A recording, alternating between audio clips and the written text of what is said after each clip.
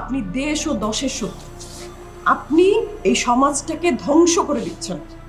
নীতি কথা বলে লাভ নেই। আপনারা আমার কিচ্ছু করতে পারবেন না। আমি বেশি ঝামেলা পছন্দ করি না। আমি একটু নিরিবিলি শান্তিতে থাকতে চাই, তাই যেচে আপনাদের কথাগুলি বলছি। আপনার কোনো আশাই পূর্ণ হবে না। একটা কথা জেনে রাখুন, আপনার সময় শেষ হয়ে এসেছে। তাহলে যে আপনার ভাইয়ের জীবন প্রদীপও নিভে যাবে? আমার ভাইয়ের ভাগ্যে যদি সেটা লেখা থাকে তো সেটাই হবে। কাউকে বাঁচানো, কাউকে মেরে ফেলা কোনো ক্ষমতাই আমার হাতে নেই। এটাই কি আপনার শেষ কথা? হ্যাঁ।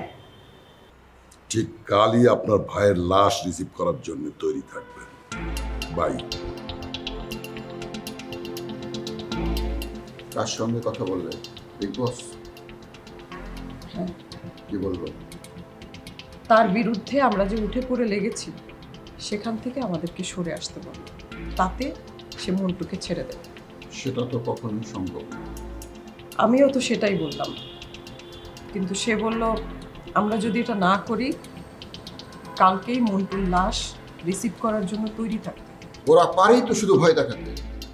ভয় দেখিয়েছেন? সত্যি সত্যি ওরা যদি মন্টুকে মেরে ফেলে? আমাদের তো আর আল্লাহকে ডাকা ছাড়া কোনো উপায় নেই।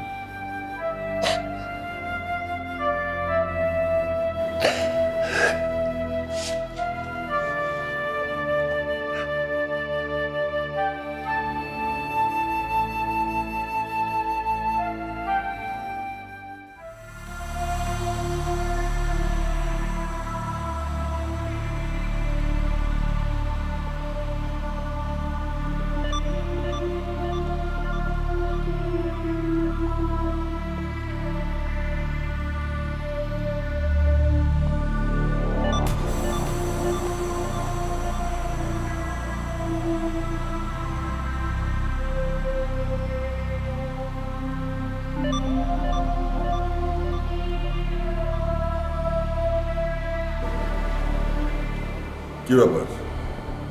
থাম্বার মতো দাঁড়িয়ে আছো কেন? কি হয়েছে? বস, একটা ঝামেলা হয়ে গেছে। আরে কি ঝামেলা হয়েছে সেটাই তো জানতে চাচ্ছি। বস, আনিকা মিসিং। কি? মানে মাসুমের দায়িত্ব ছিল আনিকার প্রতি, কিন্তু আমি যাই দেখি আনিকাও নেই, মাসুমও নেই। মাসুমকে ফোন দিছে, ওর ফোন বন্ধ। আমার মনে হয় কি ব্যাপার? তোমরা কিসের জন্য আছো? অনিকাকে নিয়ে কত প্ল্যান, সব ভেস্তে গেল।